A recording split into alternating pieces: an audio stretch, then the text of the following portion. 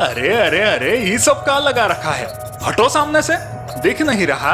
पप्पू पांडे आए हैं। वैसे ये पप्पू पांडे कौन है?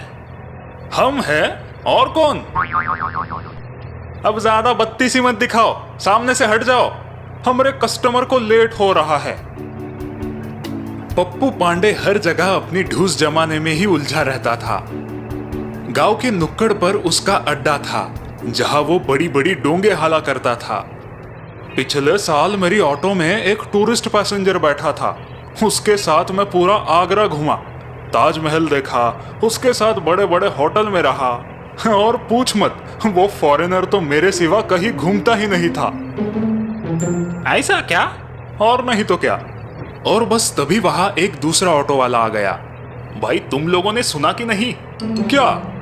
यही कि सरकार ने नियम बना दिया है कि आज से सारी ऑटो मीटर के हिसाब से ही चलेगी। अरे बाप रे, अब क्या करेंगे हम लोग? वही जो अब तक करते आ रहे हैं। मतलब? देखते जाओ। अब पप्पू ने सोच लिया था कि वो हर सवारी को गोल गोल घुमाएगा। भाई, लक्ष्मी चौक चलोगे? जी मैडम। लेकिन मीटर से ना? हाँ मैडम, अब सब लोग मीटर से ही चलते हैं, वो सरकार का नियम है ना नया। थोड़ी दूर जाकर पप्पू ने राइट के बजाय लेफ्ट टर्न ले लिया। हमें तो राइट में जाना था ना? मैडम, वहाँ बहुत ट्रैफिक रहता है, आप फिक्र मत कीजिए, ये शॉर्टकट है। ठीक है। ऑटो को अच्छा खासा घुमाकर पप्पू लक्ष्मी चौक पहुंच ही गया। मैडम, 80 रुपए। लेकिन लक्ष्मी चौक के तो 50 ही होते हैं। वो तो हम लिया करते थे, पर अब सरकार का नियम है, मीटर के हिसाब से ही पैसे लिए जाए। उस औरत ने मीटर पर देखा और पप्पू को पैसे दे दिए। पप्पू बहुत खुश था। शाम होते ही पप्पू नुक्कड़ पर पहुंचा। अरे यार, इस मीटर ने तो धंधे की वाट लगा दी। तुम लोगों की, मेरी नहीं, मैंने जुगाड़ ढूंढ लिया है। पप्पू ने उन लोगों को सब कुछ बताया। हाँ, ये सही है। कल से हम भी यही करेंगे। अगले दिन से सभी ऑटो वालों ने पप्पू का फंडा आजमाया। वो लोग भी कस्टमर्स को घुमाने लगे। कई दिनों तक ये सिलसिला चलता रहा। फिर ग्राहकों ने ट्रैफिक ऑफिसर से कंप्लेंट की। ट्रैफिक ऑफिसर्स इन लुटेरे ऑटो वालों को पकड़ने के लिए निकल पड़े। वो पहले पप्पू की ऑटो में बैठे। लक्ष्मी चौक। ठीक है सर। पप्पू ने हमेशा की तरह सवारी को घुमाना शुरू कर दिया और उसके पीछे बैठा ऑफिसर ये सब नोट करने लगा। आखिर पप्पू लक्ष्मी चौक पहुंचा। 70 रुपए। 70 नहीं, 7,000 रुपए और 3 महीने की जेल। पप्पू को अपने लालच के चक्कर में हवालात जाना पड़ा, वो भी अपने सभी साथियों के साथ।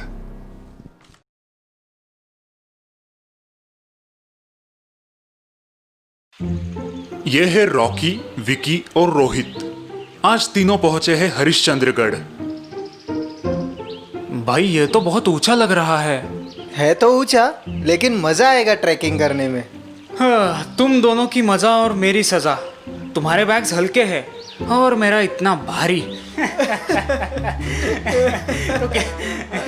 तो क्या हमने कहा था इतना सामान लाने? अब भुगतो।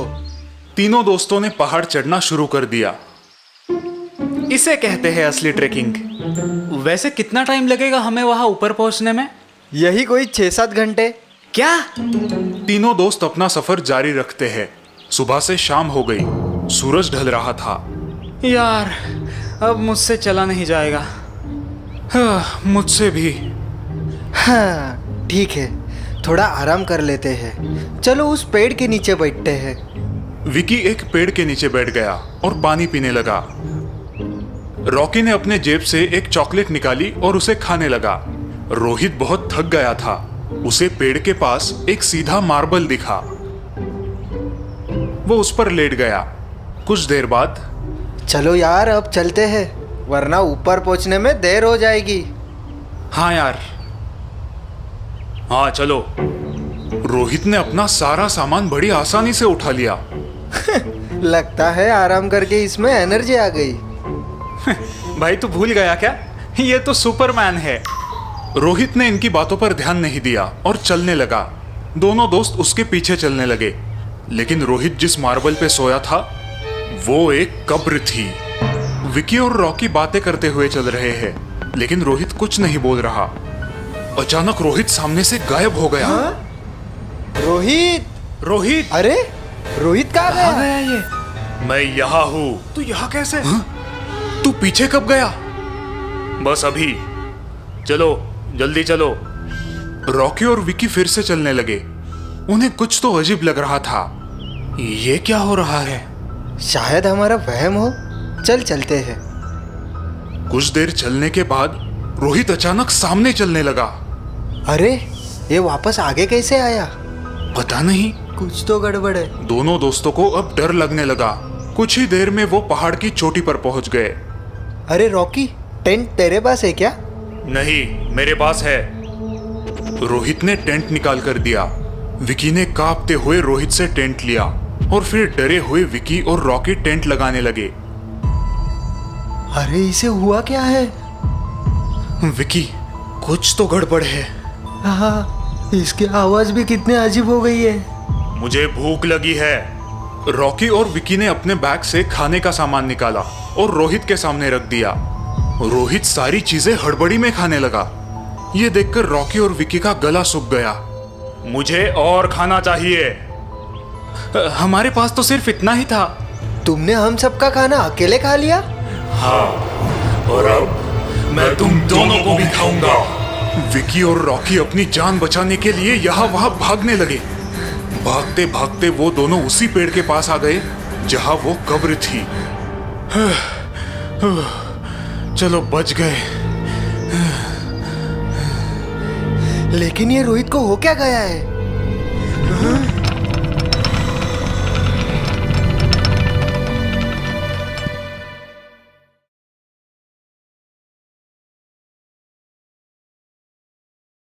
चाचू, ये कहाँ ले आए आप हमें? चाचू, आपने तो कहा था कि आप हमें कोई अच्छी जगह ले जाने वाले हैं।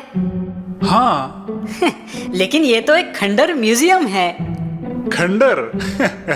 अरे इस म्यूजियम से ज्यादा रोमांचक जगह और कोई हो ही नहीं सकती। ज्यादा से ज्यादा इस म्यूजियम में क्या होगा? कुछ पुतले, पेंटिंग और कुछ पुरानी चीजें होंगी, और क्या? इन्हीं पुरानी चीजों में एक बहुत ही खास चीज है। ये तो कोई पुरानी अंगूठी लगती है जिसमें बहुत बड़ा लाल हीरा लगा है। ये कोई आम अंगूठी नहीं, ये एक खूनी अंगूठी है। खूनी अंगूठी? क्या चाचू, आपको अब भी लगता है कि हम बच्चे हैं? खूनी अंगूठी। हंस लो, लेकिन जब इस अंगूठी की सच्चाई पता चलेगी ना, तो पैरों तले से जमीन खिसक जाएगी। ऐसा क्या खास है इस अंगूठी में? सालों पहले पूरवगढ़ के महाराज थे राजा भान सिंह। उनकी पत्नी थी रानी लता देवी। लता देवी बड़ी ही खूबसूरत थी।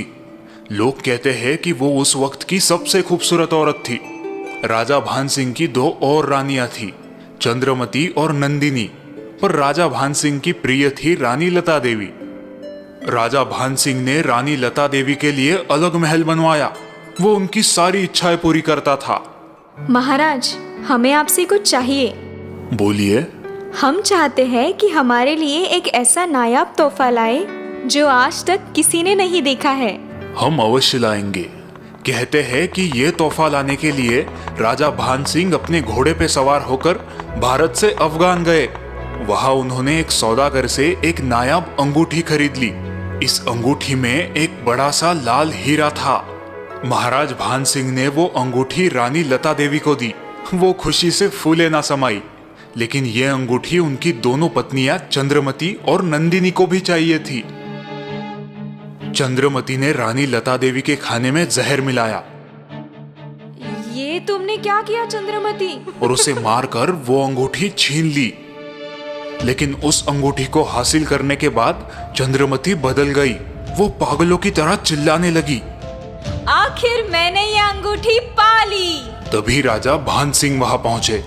रानी लता देवी की लाश देखकर उन्हें गुस्सा आ गया। इस औरत को अभी के अभी किले से नीचे फेंक दिया जाए। सिपाहियों ने रानी चंद्रमती को किले से नीचे फेंक दिया। इस हादसे के कुछ महीने बाद राजा भान सिंह ने ये अंगूठी नंदिनी को दे दी। नंदिनी का भी बड़ा मन था कि वो ये अंगूठी पहने, लेकिन जैसे ही उसने वो अंगूठी पहनी उसे रानी लता देवी का भूत दिखाई देने लगा। ये मेरी अंगूठी है, मुझे मेरी अंगूठी वापस करो। अपने आप को रानी लता देवी के भूत से बचाने के लिए रानी नंदिनी दौड़ने लगी और दौड़ते दौड़ते वो भी महल से नीचे गिर गई। महाराज के सलाहकारों ने कहा, इस अंगूठी को मंत्रों के जरिए शांत करके नष्ट कर देना चाहिए। राजा भान सिंह ने उनकी बात मान ली। उन्होंने बहुत से यज्ञ करवाए और उसके बाद इसे इस म्यूजियम में रख दिया है ताकि कोई इसे छू ना पाए। क्या सच में रानी लता देवी का भूत इस अंगूठी में है? कहते हैं इस खूनी अंगूठी में एक नहीं बल्कि 7 औरतों के भूत है जो अब भी इस म्यूजियम में घूमती रहती है।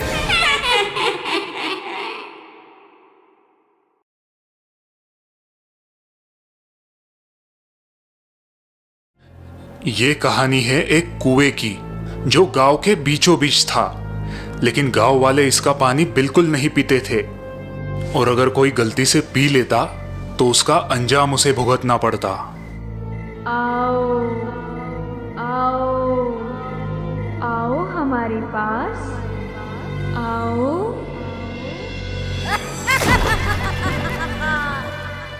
नीलू और उसकी माँ कई सालों बाद अपने गांव आए थे। नीलू बेटा, उस कुएं से दूर रहना। रुको नीलू। लेकिन आप कौन हो? मैंने आपको पहचाना नहीं। मैं तुम्हारी बड़ी दादी माँ, वहां मत जाओ।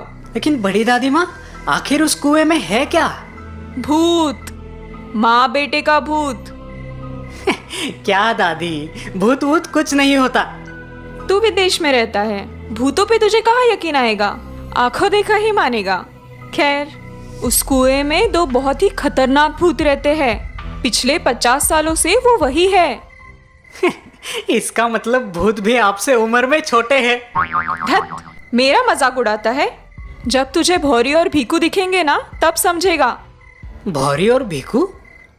50 साल पहले यहाँ ठाकुरों का राज था। उस समय नीची जाति वालों को गांव की कुएं और मंदिरों में जाने पे सख्त पाबंदी थी। भौरी भी एक नीची समाज की औरत थी जो गांव भर साफ सफाई किया करती थी। भौरी का घर गांव की सीमा के बाहर था और उन लोगों को पानी लाने के लिए 2 किलोमीटर नदी पर जाना पड़ता था। कहते हैं भौरी अपने बेटे भीकू से बहुत प्यार करती थी, लेकिन एकाएक भीकू को कोई जानलेवा बीमारी हुई। उसने बिस्तर पकड़ लिया और फिर एक रात पानी पानी माँ, पानी। अभी लाई बेटा, अभी लाई। ठाकुर साहब, मेरा बेटा मर रहा है, मुझे एक लोटा पानी दीजिए। तू नीची जाति की है, तुझे इस कुएं का मीठा पानी नहीं मिलेगा। भौरी रोती हुए उस दूर की नदी पर गई, लेकिन जब तक वो वापस आई उसका भीकू मर चुका था। अपने बेटे भीकू की लाश अपने हाथों में लेकर भौरी वापस गांव आई। अरे ओ ठाकुर, आज मेरा बेटा सिर्फ तेरी वजह से मरा है। मेरा श्राप है तुझको कि तेरा पूरा खानदान बर्बाद हो जाएगा और आज से जो भी इस कुएं का पानी पिएगा मैं उसे कुएं में डुबाकर मार दूंगी। भौरी भीकू की लाश हाथ में लिए उस कुएं में कूद गई और उस दिन से आज तक जिस किसी ने भी उस कुएं का पानी पिया, सबके सब उस कुएं में कूदकर मर गए। बड़ी दादी माँ, वैसे कहानी तो अच्छी थी, लेकिन मैं डरा नहीं। नीलू, किससे बात कर रहे हो? बड़ी दादी माँ से। बड़ी दादी माँ को मरे हुए 5 साल हो गए हैं। क्या? उन्होंने उस कुएं में कूदकर जान दे दी थी।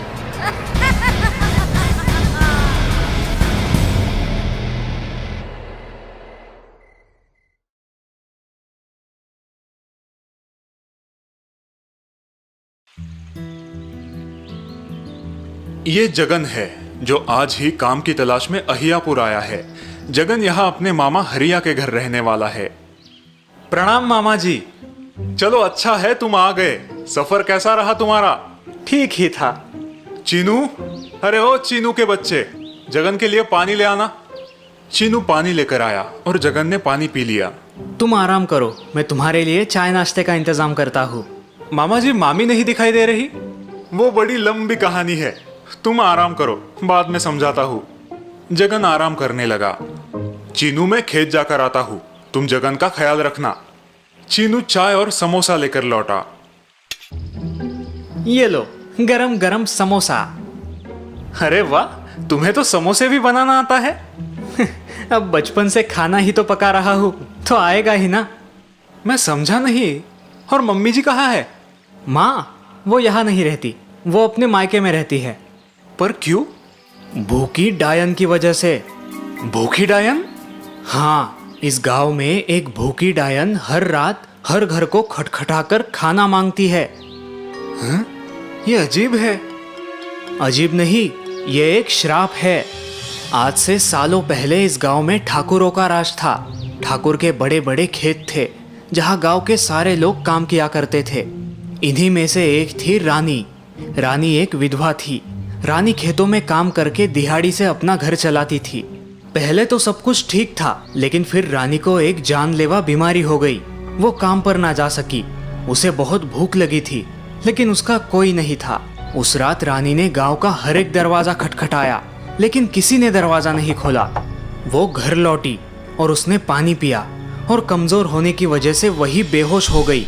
अगली रात जब वापस रानी को होश आया, तो वो फिर से लोगों के दरवाजे खटखटाने लगी। कुछ तो खाने को दे दो, मैं 2 दिन से भूखी हूँ, कुछ तो खाने को दे दो। पर आज भी उसकी किसी ने मदद नहीं की। आखिर रानी ने दम तोड़ दिया और वो एक भूखी डायन बन गई और लोगों के दरवाजे खटखटाने लगी। मुझे भूख लगी है, मुझे खाना दो। जिसने भी दरवाजा खोला, वो उसकी आखिरी रात होती है। तुम जरा संभल के रहना। बाप रे बाप! उस रात जगन और चीनू साथ सोए। दरवाजा खोलो, दरवाजा खोलो, मुझे खाना चाहिए। चुपचाप सो जाओ। जगन पूरी रात सोने की कोशिश करता रहा, लेकिन उसे नींद नहीं आई। अगले दिन जगन ने एक थाली में खाना भरा और एक गिलास में पानी, और उसे दरवाजे के बाहर रख दिया। और फिर जगन और चीनू साथ सो गए। इस रात ना दरवाजे पर खटखट हुई, ना जगन की नींद टूटी। वो बड़े आराम से सोया। अगली सुबह जब उसने देखा, तो थाली पूरी तरीके से साफ थी। फिर कभी रानी डायन ने जगन के मामा का दरवाजा नहीं खटखटाया।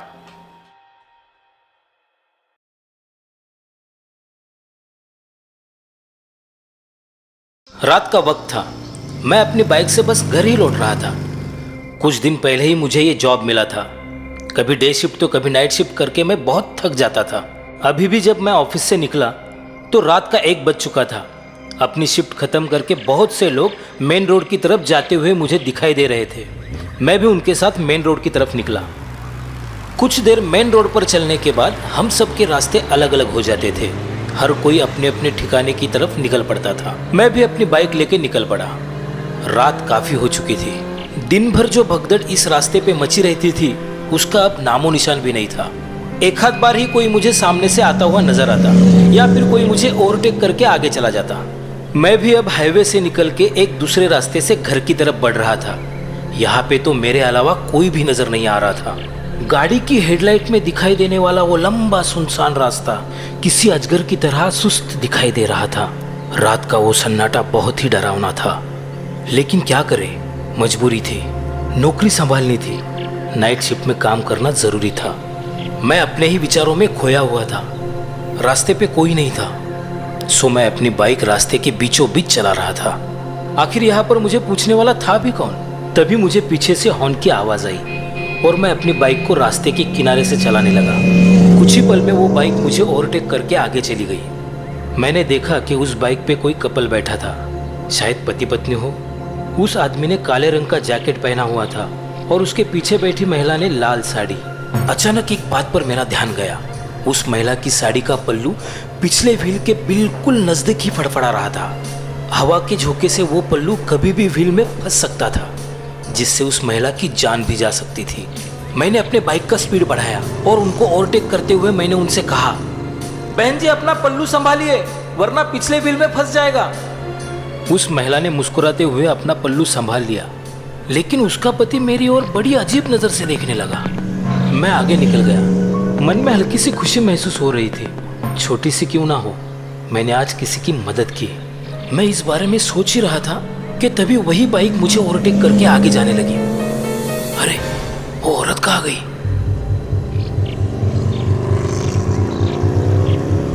अरे भाई साहब, आपके पीछे जो महिला बैठी थी वो कहाँ है, जिनको मैंने पल्लू संभालने के लिए कहा था? ये सुनते ही उस आदमी ने तुरंत ब्रेक लगाकर बाइक रोक दी। मैंने फिर से पूछा, क्या हुआ भाई साहब, आपकी पत्नी कहाँ है जो आपके पीछे बैठी थी? ये बात सुनते ही वो आदमी पसीने से लथपथ कांपने लगा। क्या? मैं तो अपने बाइक पर अकेला था। हम दोनों के पैरों तले जैसे जमीन खिसक गई। रास्ते के बीचों बीच हमें एक धुंधली सी परछाई दिखाई देने लगी। हमने अपनी बाइक निकाली और वहां से तेजी से निकल पड़े। मैं घर तो पहुंच गया, लेकिन मुझे नींद नहीं आ रही थी। अपने बिस्तर पर पड़े पड़े मैं खिड़की की ओर देख रहा था। मेरे जीवन में पहली बार मैंने ऐसी अनहोनी घटना देखी थी जिसका मैं हमेशा मजाक उड़ाया करता था। मैंने जो भी देखा वो मेरा वहम तो बिल्कुल भी नहीं था। बाइक के पीछे बैठी वो औरत जिसने वो लाल रंग की साड़ी पहनी हुई थी, हवा के झोंके से उड़ता हुआ उसका वो पल्लू बिल्कुल इस खिड़की के पर्दे की तरह ही फड़फड़ा रहा था। बिस्तर पर पड़े पड़े ही बहुत देर तक मैं उस पर्दे को ही देख रहा था। मेरे कमरे में छाई वो खामोशी मुझसे बिल्कुल बर्दाश्त नहीं हो रही थी। मैं उस पर्दे को ही निहारता जा रहा था। ऐसा लग रहा था मानो उस पर्दे पर किसी औरत की छवि धीरे धीरे आकार ले रही हो। मैंने आज तक इतना डर कभी भी महसूस नहीं किया था। जैसे जैसे मैं उस पर्दे को निहारता जा रहा था, मेरा डर बढ़ता ही जा रहा था। हवा के झोंके से खिड़की के दरवाजे बंद चालू हो रहे थे। उनकी कराहती हुई आवाज मेरे डर को और भी बढ़ा रही थी। मैं अपने बिस्तर से उठा और मैंने खिड़की बंद कर ली। अब सब कुछ कैसे एकदम शांत लग रहा था। मैं बिस्तर की तरफ मुड़ा और तभी लाल साड़ी पहनी हुई एक औरत मुझ पर झपट पड़ी। डर के मारे चिल्लाता हुआ मैं अपनी नींद से जाग उठा।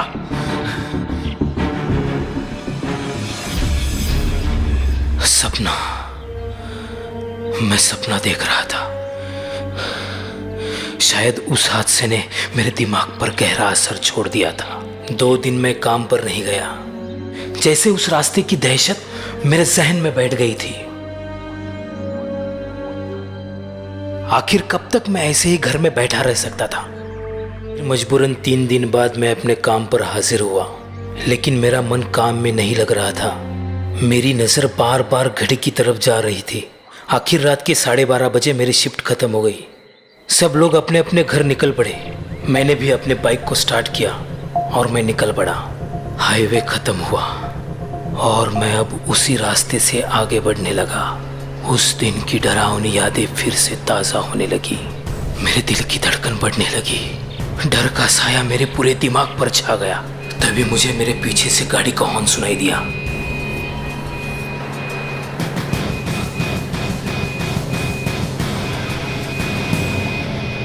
वो बाइक मेरे नजदीक आई। मेरे हाथ कांपने लगे, माथे पे पसीना जमा होने लगा। अब वो बाइक मुझे ओवरटेक करने लगी। मैंने अपने आंखों के कोने से उस बाइक की तरफ देखने की कोशिश की। वो बाइक वाला अकेला ही था। मेरी तो जैसे जान में जान आ गई। दिल पे आया बोझ अब थोड़ा हल्का हो गया था। मैंने उस आदमी की तरफ देखा और एक हल्की सी स्माइल दी। उसने भी मेरी तरफ देखा। भाभी जी को अपना पल्लू संभालने के लिए कहिए, वरना पिछले पहिए में फंस जाएगा।